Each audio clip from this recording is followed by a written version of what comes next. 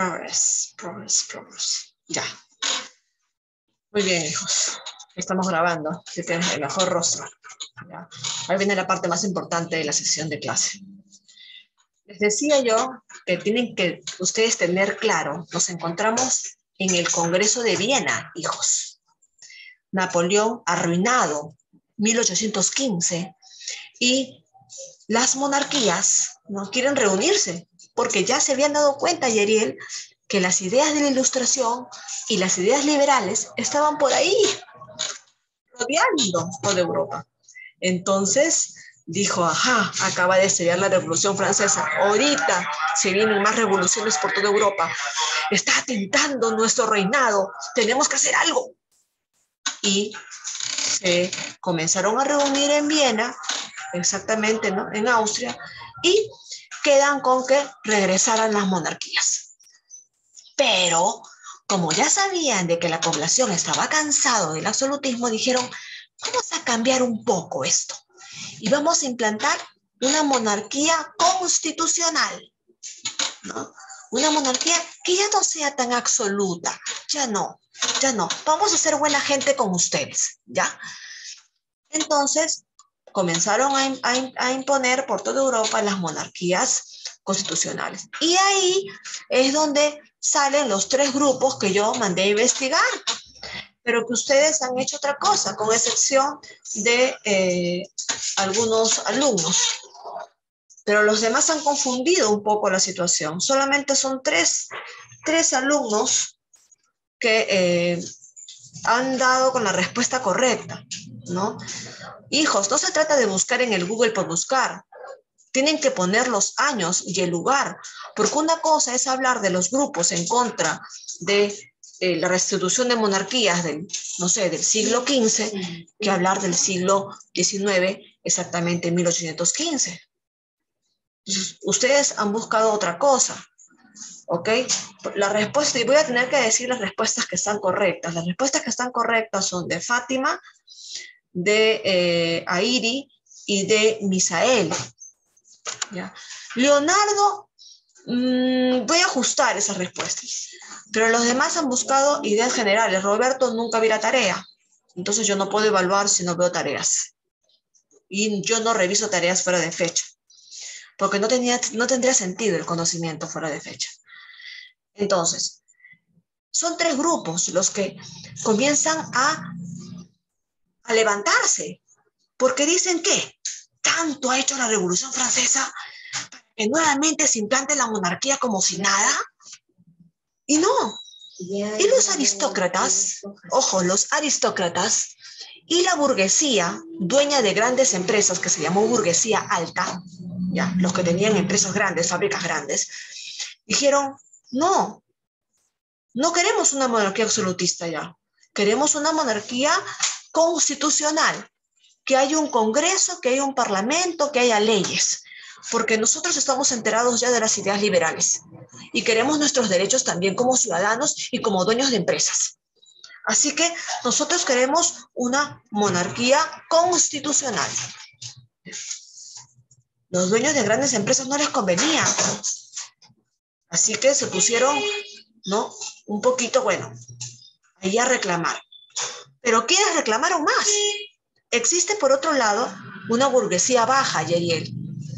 ¿A quiénes llaman burguesía baja?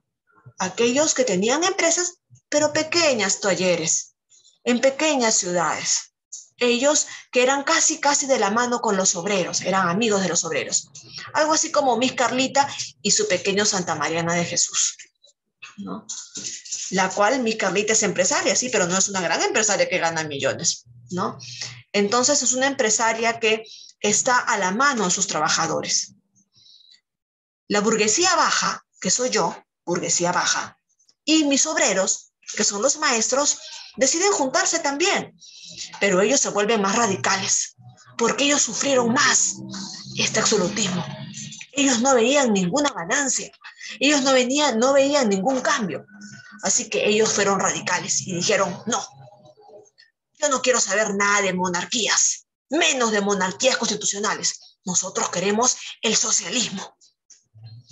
y que los bienes y las ganancias sean de todos, y especialmente de la clase trabajadora, porque por ella surgen todos los bienes de producción.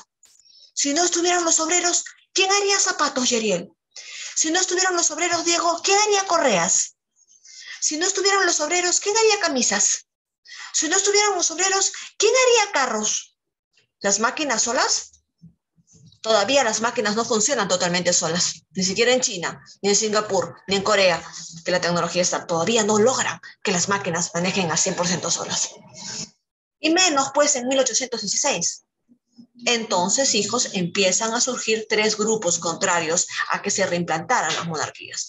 Por un lado, tenemos al grupo que decía, no, está bien las monarquías, pero con constitución.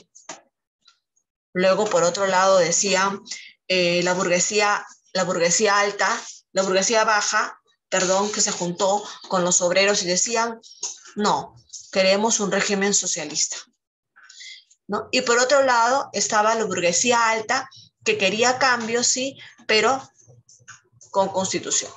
Y por otro lado estaba la monarquía meramente dicha, ¿no? La clase de los reyes, que ellos querían continuar, ¿no? Con su absolutismo. ¿Ok? Entonces se dan tres grupos contrarios.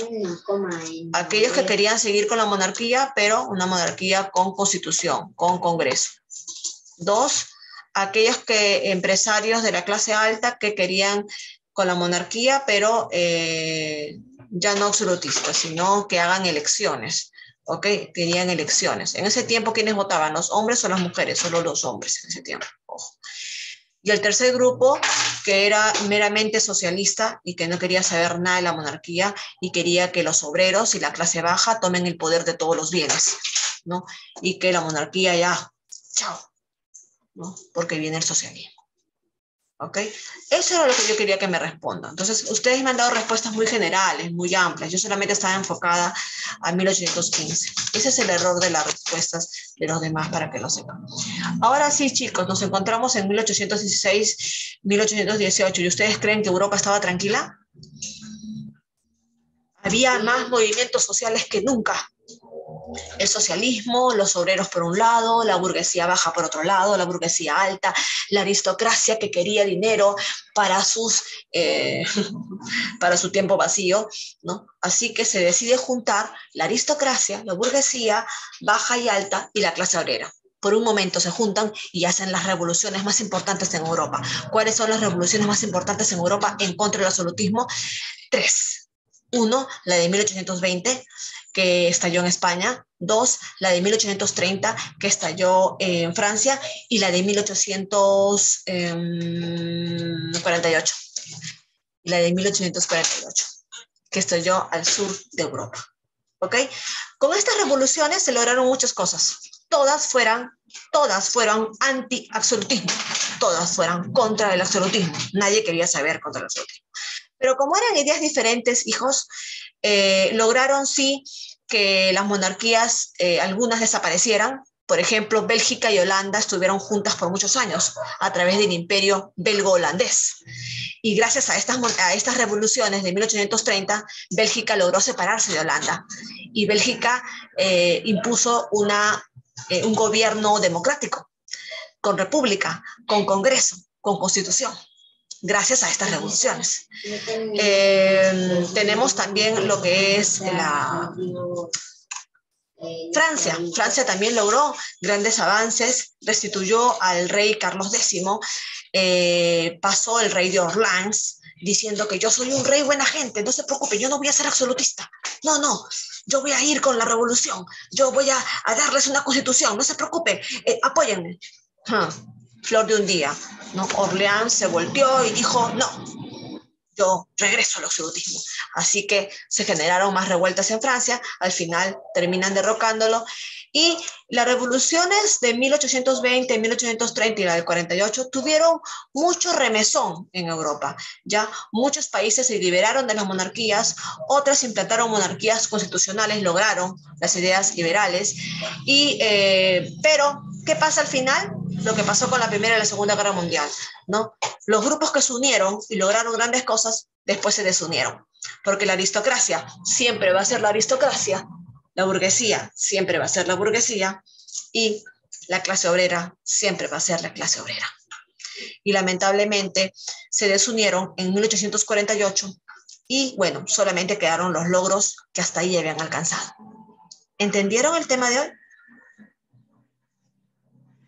Más o menos. ¿Sí? ¿No?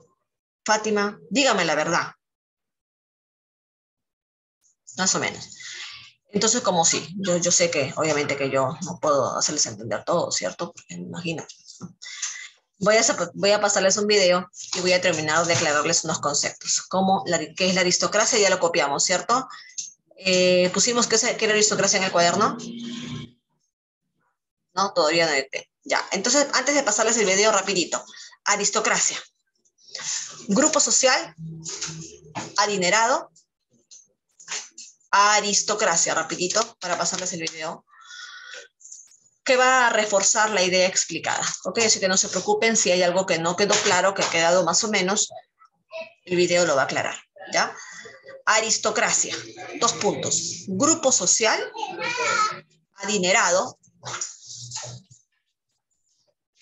acostumbrado a vivir en lujos. Grupo social, adinerado, de dinero, adinerado.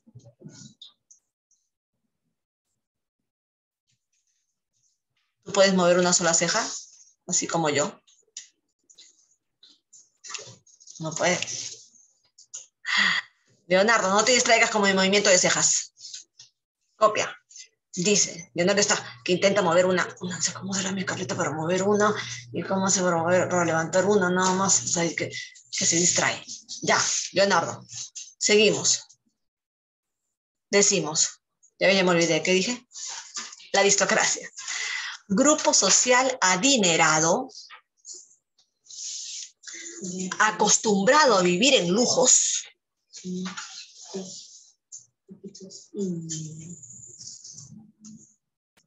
coma, con la mejor educación, porque ojo, iban a las mejores escuelas, ¿no? Con la mejor educación, pero que no pertenecía a la monarquía. Pero que no pertenecía a la monarquía. Pero que no pertenecía a la monarquía.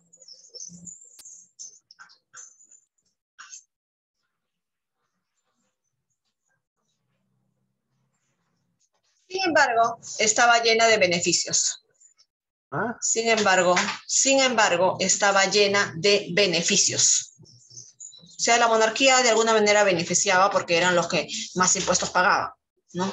Los más ricos era la aristocracia. Entonces, como le pagaban buenos impuestos al rey, entonces obviamente que el rey le daba ciertos beneficios, ¿ya? A ver, Listo. Siguiente concepto importante. Burguesía. Estar feliz.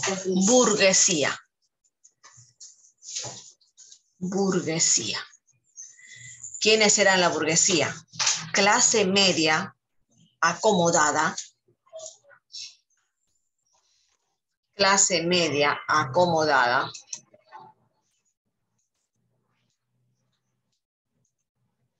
Clase media acomodada.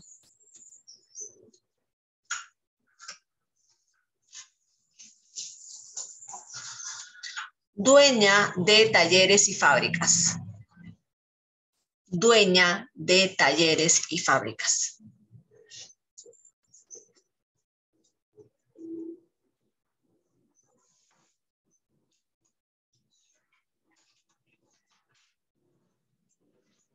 Último concepto importante que deben de manejar. Socialismo. Socialismo. También socialismo. La pubertad no se puede tocar. Socialismo. Dos puntos. 2 puntos. ¿Estás escribiendo, Leonardo? ¿Ya pusiste socialismo? 2 puntos. Corriente filosófica. Corriente filosófica.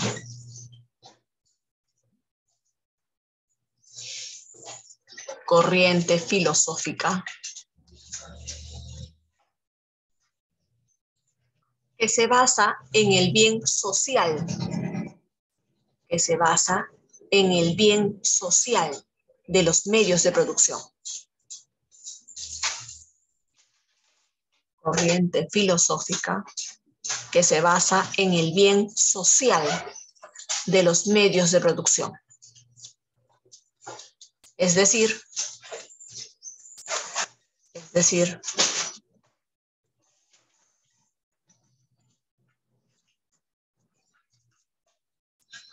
las fábricas y talleres, es decir, las fábricas y talleres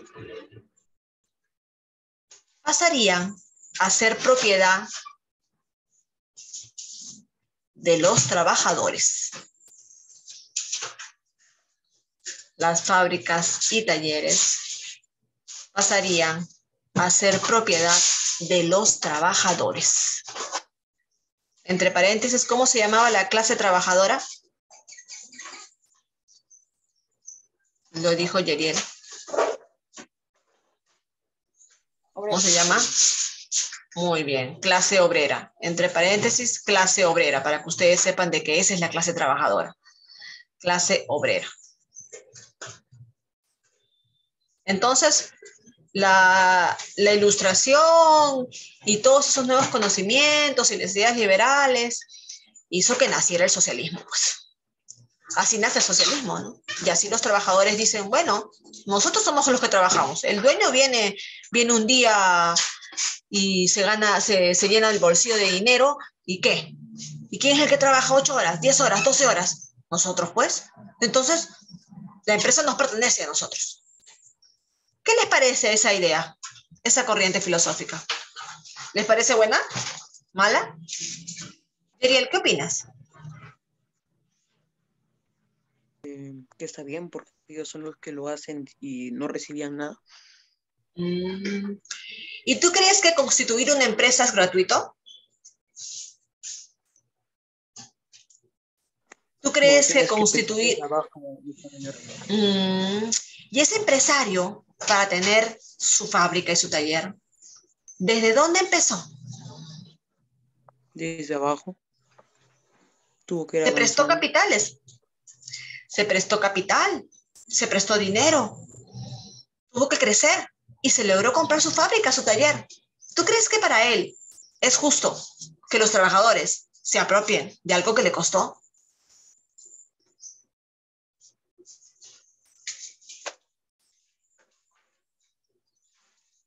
Álvaro, ¿tú qué opinas?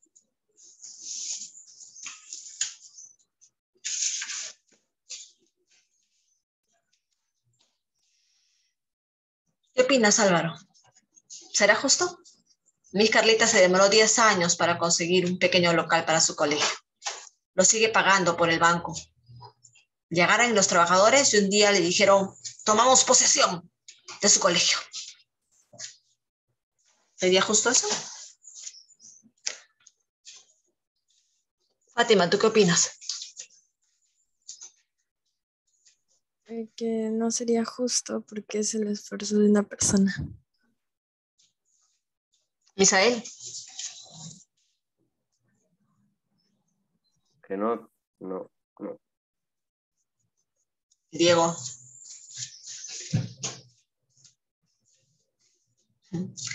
Entonces, hijos, cuando ustedes escuchen algunas ideas revolucionarias, investiguen bien, porque suena histriónico, suena bien, ¿ah? ¿No? Nosotros trabajamos 12 horas, por nosotros sale la producción, nosotros nos merecemos ser dueños de las empresas. Suena bien, ¿ah? Convencen a cualquiera. Pero ¿cuál es el trasfondo? El trasfondo es que hay un descontento de la clase laboral, sí. Hay un descontento de la clase obrera, sí. Porque hay algunos empresarios que son abusivos, sí. Pero de ahí a que tomes posesión de algo que no te costó y que no te pertenece, yo no estoy de acuerdo. Yo, en mi opinión, no estoy de acuerdo. Tampoco estoy de acuerdo en los abusos, tampoco estoy de acuerdo en los abusos. Pero expropiar bienes que no son tuyos, eso No creo que sea un régimen que te lleve algo bueno. Pero eso es el socialismo. ¿Ok? Ahora sí, creo que quedó claro qué es el socialismo, por lo menos para tercer y cuarto año de secundaria. Ya en quinto año sabremos más. Y vamos a ver el video.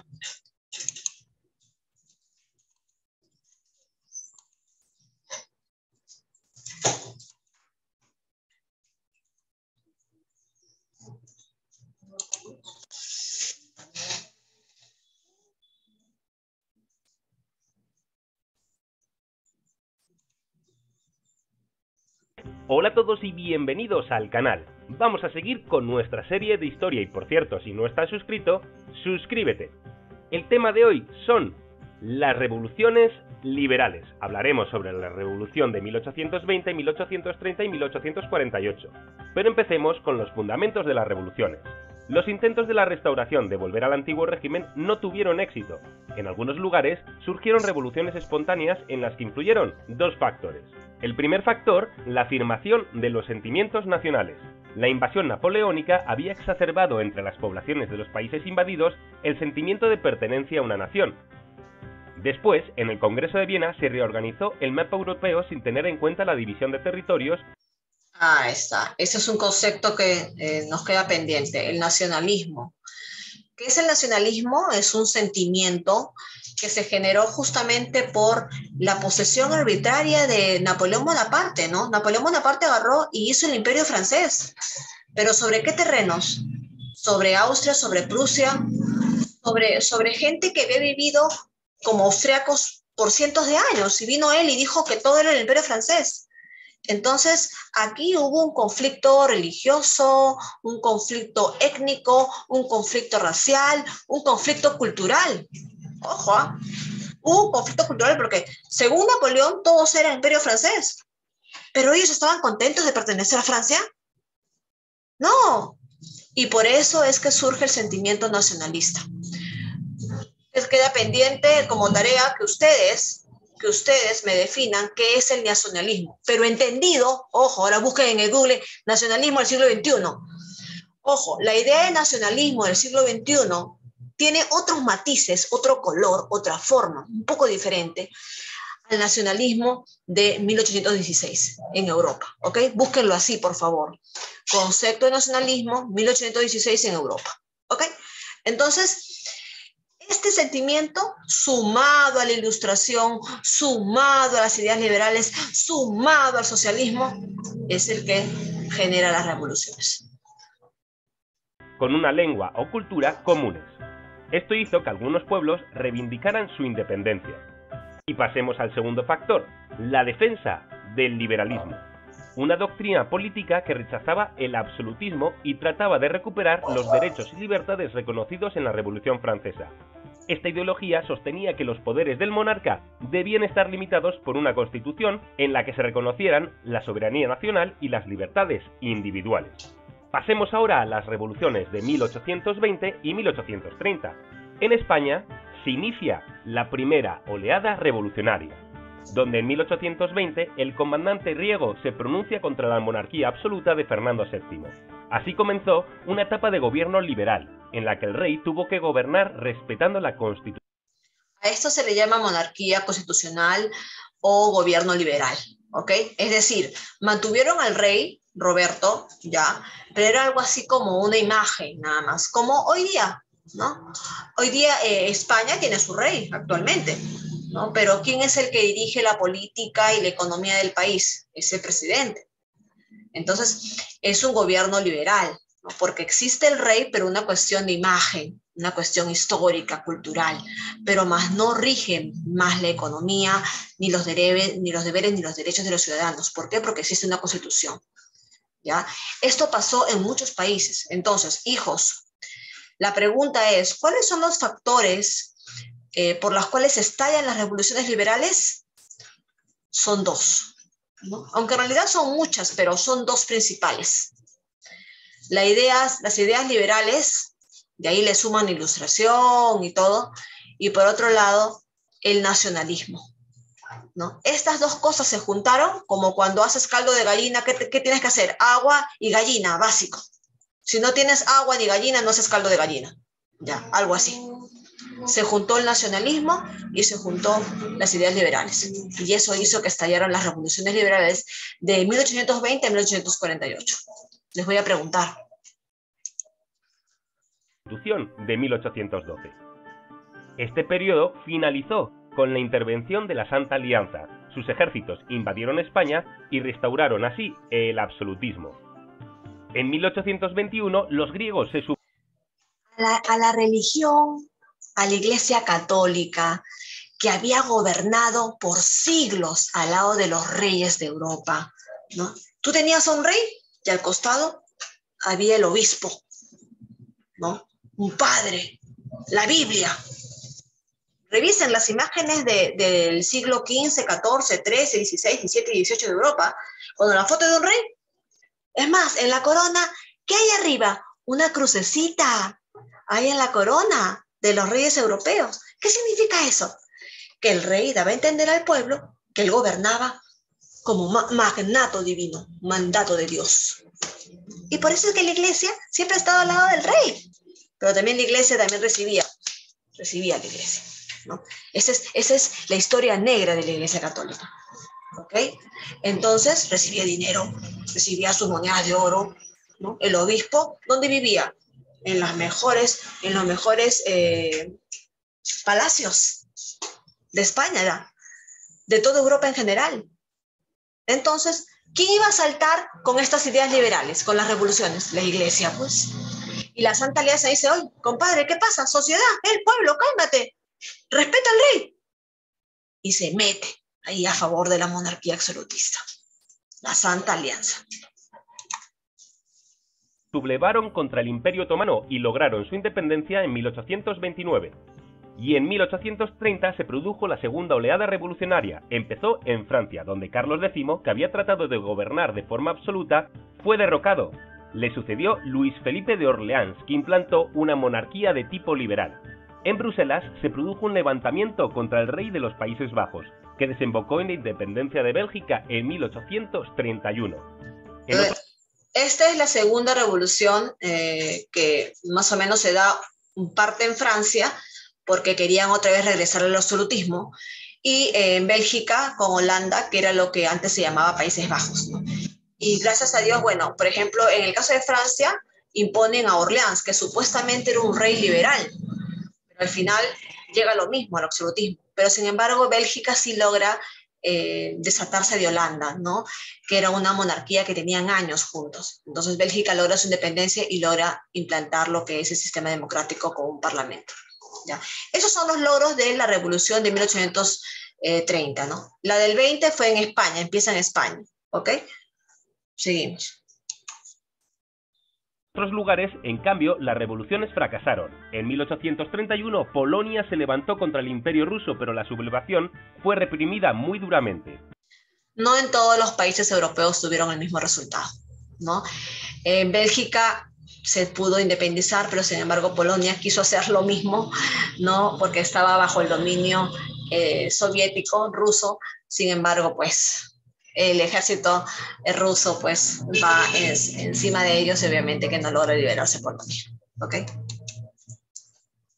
Las revueltas que se produjeron en algunos estados italianos como Parma, Módena y los estados pontificios también fracasaron. Pasemos ahora a las revoluciones de 1848. Las revoluciones de 1848 afectaron a numerosos países. En ellas, además de los ideales liberales y los ideales nacionalistas, tuvieron importancia en las demandas sociales de las clases populares. Además, en algunos lugares... Acá es como si al caldo de gallina le echaran el huevo duro al final, ¿no? Ustedes han hecho caldo de gallina, le echan el huevo duro ya cuando está hirviendo la gallina después de 40 minutos, ya para comer un rico caldo de gallina le echas un huevo ahí, para que se ponga duro, delicioso. Algo así. Y para estallar las revoluciones liberales se habían sumado dos cosas: las ideas liberales y el nacionalismo. Pero avanzando los años, en 1848, cuando seguían estallando revoluciones por toda Europa, se sumó algo importante que se movía en el mundo, que eran las ideas socialistas. Y ahí es cuando la clase obrera toma fuerza, se une a la lucha de la burguesía y de la aristocracia y vencen en las revoluciones del 48, pero no por mucho tiempo, porque la aristocracia y la burguesía deciden nuevamente desunirse y decir, no, cuidado, la clase obrera está tomando fuerza, así que mejor hay que dejarla sola ya, porque nosotros nunca vamos a ser obreros, nosotros somos los dueños de las empresas. Y la aristocracia decía, no, yo nunca voy a trabajar, ella siempre llena de lujos, ¿ok? Y esta desunión hace que las revoluciones lleguen hasta un punto nada más, ¿no? Logran ciertas cosas, pero tampoco fueron un éxito total porque paran las revoluciones.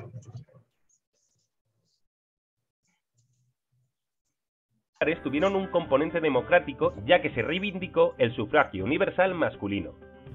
La crisis estalló en Francia en febrero de 1848. Se derribó la monarquía de Luis Felipe de Orleans, cada vez más conservadora y corrupta, y se proclamó la Segunda República. Se elaboró la Constitución de 1848, muy moderada, y se convocaron elecciones, en las que triunfó Luis Napoleón Bonaparte, que se convirtió en el presidente de la República. Sin embargo, su gobierno se hizo cada vez más autoritario hasta que finalmente dio un golpe de Estado y proclamó el Segundo Imperio de 1852. La revolución se extendió por las principales ciudades del centro y sur de Europa, donde se exigieron constituciones y el respeto de las libertades individuales. Sin embargo, las revoluciones fracasaron, pues las constituciones concedidas en muchos estados fueron abolidas. A pesar de ello, supusieron un avance del... Imagínense la pobre Francia por todo lo que ha pasado. Se liberó de Napoleón, impusieron una monarquía constitucional, siguieron las revoluciones, nuevamente sale el sobrino de Napoleón, Napoleón III, ¿no? También sufre la misma locura que su tío y dice que cuando él se proclama, ¿no? Se proclama emperador.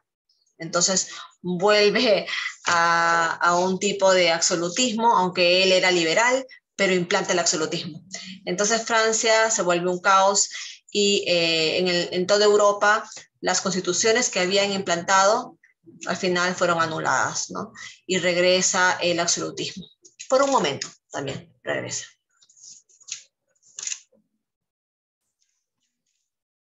Liberalismo, ya que en algunos países se amplió el derecho al voto, por ejemplo, en Francia, donde se mantuvo el sufragio universal masculino. Espero que os haya gustado este tema, ya no tenéis excusa para sacar un 10, os dejo aquí la lista de reproducción que os va a interesar y, por cierto, suscríbete y sígueme en mis redes sociales. Nos vemos mañana. Chao, chao, bacalao. Vamos a dejar de compartir.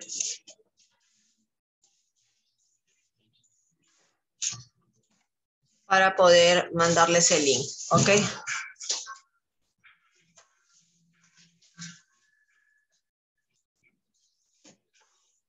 Tenemos un link acá, los cuales los voy a evaluar en los minutos que quedan. Y aquel que se demorara le doy 5 minutos más después de la sesión. Igual voy a esperar que me manden, porque es justamente para evaluar todo lo que yo he hablado hoy día. Chat. Todo lo que hemos conversado, todo lo que dice. Por favor, entren a su list worksheet. Tienen más de 5 minutos para resolver esa ficha.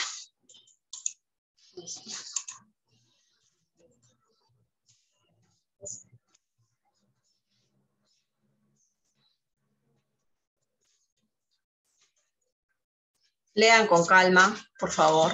Solamente recibo la ficha una vez. No recibo 2 o 3, a menos que me comuniquen una cuestión seria, grave. Lean con calma. Esta vez no van a transcribir nada, no hay nada que transcribir hoy día. Solamente escuchar, haber escuchado la clase, haber conversado con la profesora, el refuerzo de la clase pasada. Me dijeron que estaba claro, hemos visto el video para reforzar ideas, así que es el momento de que ustedes lean, piensen y respondan. Por si acaso voy a mandar por el chat mi correo, si alguien se lo ha olvidado o se lo ha perdido. Las respuestas tienen que enviarlas a mi correo carlitamb@gmail.com. Se va a cortar en unos minutos, pero yo voy a seguir esperando la ficha. Ya, no hay problema. Les doy 5 minutos. Nuestra clase empieza a 11, termina a 11:25, tienen hasta las 11:30 para enviarme su ficha. Y ahora sí, guardo silencio. Si se corta, me despido. Voy a seguir esperando la ficha. Lean, por favor, con calma. No se apresuren, no es una carrera quien termina primero. Muchas